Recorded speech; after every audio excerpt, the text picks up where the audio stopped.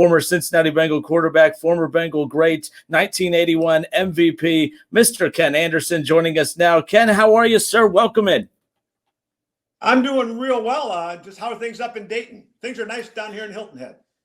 That's all that matters right now. I tell you what, for there not being any live sports, there's plenty of sports to talk about. And with you in Cincinnati right now, what's really interesting, there's a lot of buzz in Cincinnati right now thanks to one quarterback, and that's Joe Burrow right now. Finally, something to look forward to for Bengals fans because it's been a very tough stretch, as you know, for Bengals fans. But no, it has. And let's give Andy Dalton some credit, though. When he came into the league and took the team to the playoffs the first 5 years, the town was pretty excited about that. And, I think things have kind of fallen down around him a little bit. But, when you've got the position number one in the draft and you can get a guy like Joe Burrow, I think that is reason for excitement. You talk about Andy Dalton and the way he departed Cincinnati. Obviously, was a part of that really good stretch that you talked about, the 5 straight playoff appearances, and things got a little rocky. You kind of alluded to it. He kind of got the brunt of the blame, and it doesn't sound like you think that was too fair for all the fingers to be pointed at him. Well, no, I look at my career when I started off, as a rookie from Augustana College in 1971. It was kind of a nice steady rise up. We went to the playoffs in 73 and again in 75, and we're pretty good in 76 after Paul Brown retired and Bill Johnson took over. And then there was kind of a downturn. And then people wanted to run me out of town. They drafted my replacement in 1979 with the first pick their first round pick, Jack Thompson. And then, the next year we get a guy named Munoz, and then we had some guy named Montoya. And first round draft choice and Blair Bush at center, and we had Dave Lapham at right guard and Mike Wells. Also, when that offensive line got good, I got real good again. Well, it's funny how that works, and I think that's still a concern of mine and a lot of Bengals fans, even with Joe Burrow coming in and all the weapons he has around him. Are you concerned about the current product, the offensive line for the Bengals heading into 2020? Well, I think that's the big question mark. I mean, I think they've got some young guys, and we happen to get the number one draft choice from a year ago back on the field. That is going to help a big, whether he plays left tackle or right tackle. He never even made training camp last year, so we get Jonah Williams back. I think that's really going to help out. The center, a young guy's got another year of experience, and so I think those guys are going to have to gel a little bit, but. I think the running game started coming around with Joe Mixon and Gio last year. So if they can continue that up, it'll take a little pressure off that. And getting A.J. Green back healthy is going to help, and another receiver in the second round this year. So hopefully the pieces are starting to fall. And, if you got a complimentary defense, that always helps as well. And they spent a lot of money on defense this offseason. Absolutely, that $150 million total when you include all the transactions that were made this past offseason, which should lead to a lot of optimism and a lot of excitement. And you look at the weapons around Joe Burrow.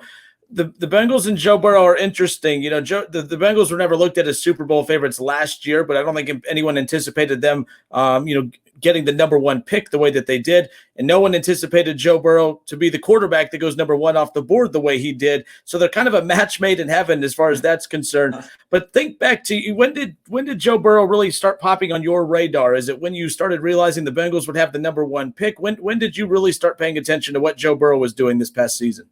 Well, I think kind of in the middle of the season, you saw highlights on ESPN every week, the kind of games that he was having week in and week out and what LSU was doing. And, and then I think the thing that impressed me, a couple things, is you never saw him have a bad game.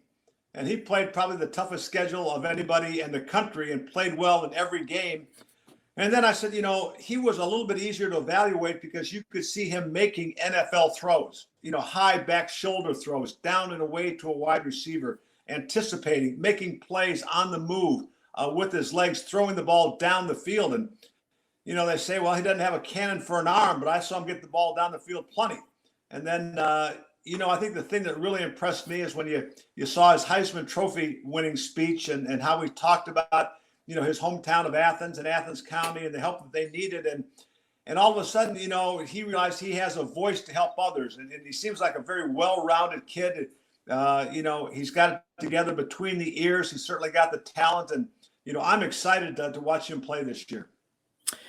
I believe you started about 4 games your rookie season, and you were able to be eased into your role when you first came into the league. Joe Burrow is going to be thrown right into the wolves, and I think when you look at rookie quarterbacks, obviously there's that built-in excuse of, oh, well, he's a rookie, but you have AJ Green, you have Tyler Boyd, you get T. Higgins, you have Joe Mixon. The offensive line's the question mark, but just how good can Joe Burrow be in his rookie season with the Bengals, in your opinion? Well, let's let him play. And I look back on a couple of guys. I think they've got yellow jackets. That means that you're in Canton. One of them was Troy Aikman, and I think his rookie year, did he win one game? And then there was a guy just north of Cincinnati, some guy named Manning, that is going to be in the Hall of Fame next year. I think he won one game his rookie year. So let's give him a chance to learn, to come in, and I think he's got a chance to do better than that coming up next year. So let's not put too much pressure on him coming out of the gate. Do you feel that, and this isn't just about Joe Burrow, about rookie quarterbacks in general, I think pressure has increased on rookie quarterbacks over the years, especially when you see Patrick Mahomes, what he was able to accomplish in year one as a starter. Lamar Jackson wins MVP in year two. So maybe not so much about rookie quarterbacks, but the expectation is for quarterbacks to pick it up a lot quicker maybe than what it used to be. And we're seeing that here over just the last 10 years or so.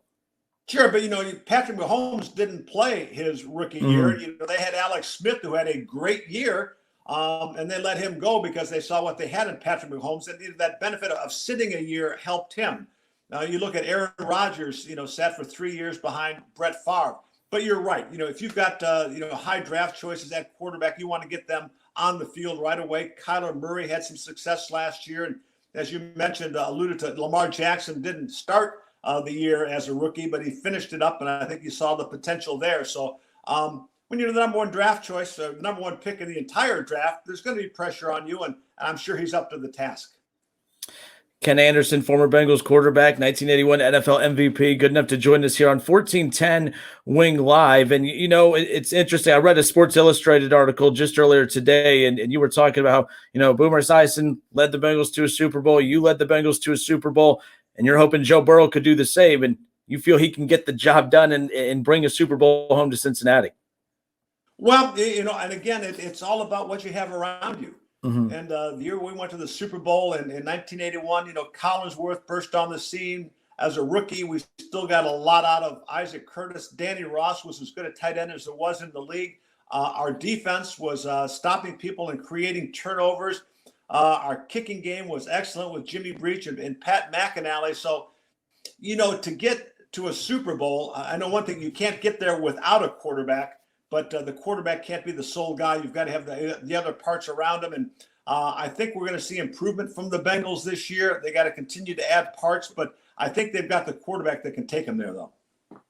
Yeah, it's interesting. I know a lot of Bengals fans are upset with a lot of the media coverage for the organization heading in. And I always tell people, look, when you're picking number one, there's a reason you're picking number one, and there's not a lot of good things to talk about if you're picking number one. But I always say once the draft pick is announced, all that's thrown out the window, and it's all hope and optimism from that point on. And it's definitely been that. There's been a breath of fresh air when it comes to the Bengals coverage. Do you believe the build into the draft, how unfair was a lot of the media coverage, some of that coming from former Bengals? How unfair was some of the coverage, in your opinion, of the Cincinnati Bengals organization, who has had success, yes, but has also struggled quite often as well?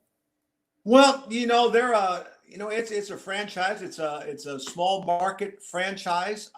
They run things. It's still a family operation, very much so.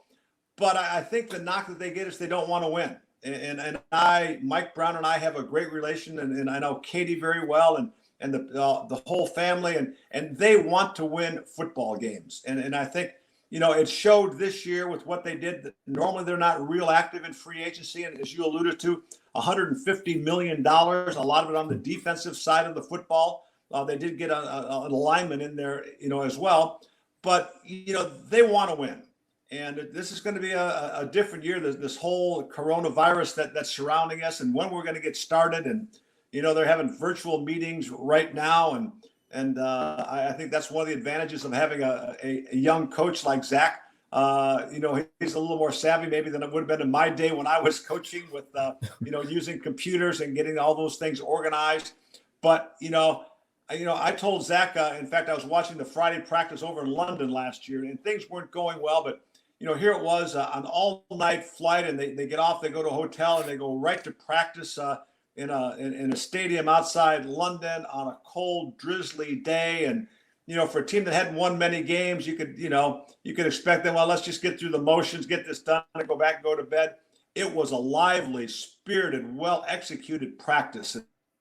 And that's the thing, you kind of look behind the scenes a little bit. We didn't always see the results on the field, but building the right culture and building the right habits, I think Zach did a tremendous job of.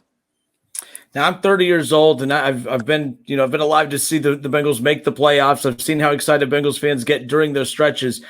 But tell us just how special the city of Cincinnati is when you're making those deep playoff runs, when you're making it to the Super Bowl. Think back to your time there. Just how special is that city when things are rolling? So for a lot of people who are looking forward to brighter days ahead when it comes to the winning that's hopefully coming with the addition of Joe Burrow. Well, I'll go back first to 1975 when the Buffalo Bills came into town, and it was the first Monday night game in Cincinnati. And that was the days of Howard Cosell and Dandy Don and Frank Gifford, and the whole entourage comes in. And Monday Night Football was the big game of the week. And it was the first time that as a player, and if you weren't playing, you could see highlights from around the league that night. And the excitement that was in Riverfront Stadium and the excitement in the city and the buzz and the lights, unbelievable. And then, of course, 1981 comes and we put some stripes on the helmets, and all of a sudden you see the banners around Riverfront Stadium and the excitement, especially when we started to get on that roll. And, in November, they say you have to win in November if you're going to go to the playoffs. And we played 5 playoff contending teams in November and blew them all out. And then you get to an AFC championship game when it's 59 below zero, and there wasn't an empty seat in that stadium. And, and it continued on, and we were, really good the next year. We got beat the first round of the playoffs, but kind of continued when Boomer came on and we had that great run. And so I think, sometimes, and, as I texted to Joe Burrow, Cincinnati is a great football town, and you win a couple of games, you're going to see just how good it is. Absolutely. Ken Anderson, former Bengals quarterback, 1981 NFL MVP, good enough to join us here today on 1410 Wing Live. I'll send you out with this. How much of the Last Dance did you get a chance to watch, the Michael Jordan documentary? Well, I'll put it this way. The episodes I saw were the ones that were replayed on ESPN that came on at 6 o'clock, 7 o'clock, 8 o'clock. I didn't make many of those 9 or 10 o'clock episodes. But I think it just, it was fascinating to watch those things. And, I grew up in the Chicago area, and it was always a Cubs fan and a Bears fan and a Bulls fan. And so those bring back a lot of memories. What current NFL player or past NFL player would you love to see a 10-part documentary series on, like we just saw with MJ? Who would be the football equivalent to Michael Jordan, in your opinion? Well, I think it would be different, and I think we're seeing a lot of it, on ESPN with Peyton Places. But that's it's much more of a lighthearted, and he is such a creative guy, and he's so funny. And I've known him since he was a toddler. His dad and I came in the same year in 1980 or 1971, and in fact, I was talking with Archie a couple of times. He had a birthday yesterday. I just texted him to wish him a happy birthday. He finally turned 71 and caught up with me. But I wanted to make sure when New Orleans was hit very hard during the pandemic, I wanted to make sure that he and his family were okay. But, you saw some of it on the Book of Manning that they've had in that. But I think, Peyton is such an interesting guy and such a talented and funny guy that would be, I'd like to see more of that. Absolutely. And as we send you out, tell everyone about the Ken Anderson Alliance, just so people could be more familiar with that and how we can help. Well, our alliance is all about creating live, work, and engage opportunities for adults with developmental disabilities. Before this COVID-19 hit, we had over, I think it was about 23 engaged programs a month, servicing about 230 adults, where they could get out in the community in the evenings, maybe going out to dinner, putt-putt, going to play video games. A lot of our outings were going to other nonprofits. We've had to kind of change gears a little bit when everybody is sheltering in place, and a lot of our activities are virtual. And in fact, I just wrapped up a series of virtual happy hours. that we did. And I had some great guests. Nick Lachey from 98 Degrees and Jada Marcus from Rascal Flats were on our first show. And the next one was the night before the draft. And I had Dave Lapham and Zach Taylor on. And the following week, I had an NBA Hall of Famer. Dan Issel was an All-American at the University of Kentucky. Happened to be my next door neighbor growing up. And Doug Flynn. And our final one for Cinco de Mayo was a virtual dance party. And in fact, I've had so much fun doing those. We're going to start those up again in June. And I think I got a lot of great guests coming up. I think I can talk Archie Manning into coming on with me. Maybe a guy like Jim Hart, a contemporary quarterback of mine. Probably do them a couple times a month. So make sure you go to KenAndersonAlliance.org and it'll tell you all about what's coming up for our alliance. But we also have a great work program where one of our things is we have an aquaponics venture up and running over on the west side of town where we're growing lettuce, and we employ about 8 to 10 adults over there with real jobs, real wages. The lettuce is fantastic, and unfortunately now it's kind of a drive-up curb service, but it's worth the effort to go up and get it. And then we've just purchased 22 acres out in Springfield Township where we're going to build an inclusive community for our adults with developmental disabilities. So KenAndersonAlliance.org, make sure you tune in. I kind of call it Keystone with Kenny.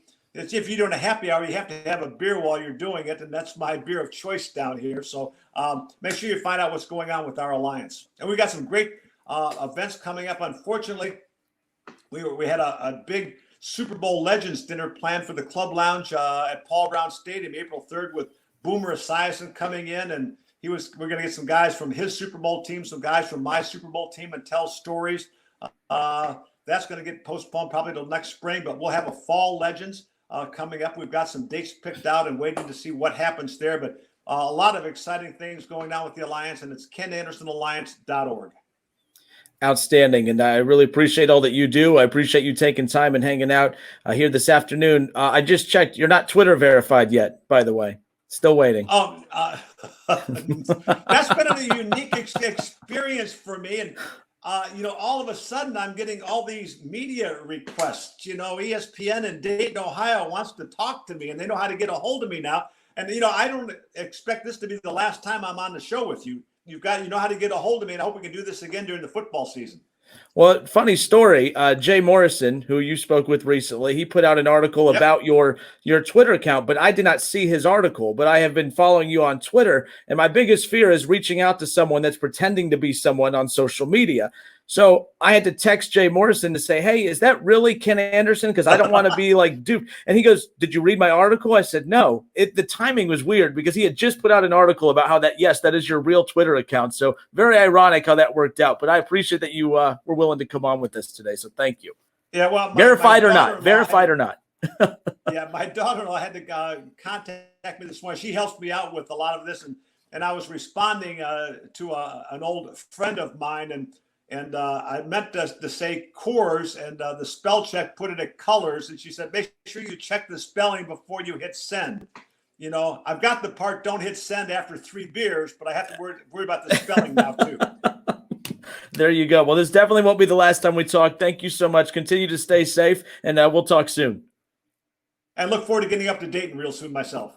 Absolutely. Take care. Thank you. Thank you. Right. Excellent stuff there. Again, Ken Anderson, former Bengals quarterback, won MVP back in 1981. Really appreciate him taking time and hanging out with us here today on 1410 Wing Live, presented by Arrowhead Tax Service. And again, we do this throughout the week. We had Mike Golick Jr. on the other day. We had Jason Stark on yesterday, and then we're going to be talking with Norris Cole coming up tomorrow. So I'm excited about that. 1410 Wing Live, presented by Arrowhead Tax Accounting and Payroll Service in New Carlisle, is open and here to serve. Call Michael at 937-543-5770 or make an appointment online at arrowheadtaxservice.com. Thank you, everybody. If you missed some of this, don't worry. It'll be posted at our website at wingam.com. Make sure you go and check it out. You can catch all former episodes of 1410 Wing Live as well. Make sure you follow us on YouTube, Twitter, Facebook, and be involved with everything we do. The Justin Kinner Show coming up later this afternoon, 3 to 6. We'll talk then. Thank you, everybody.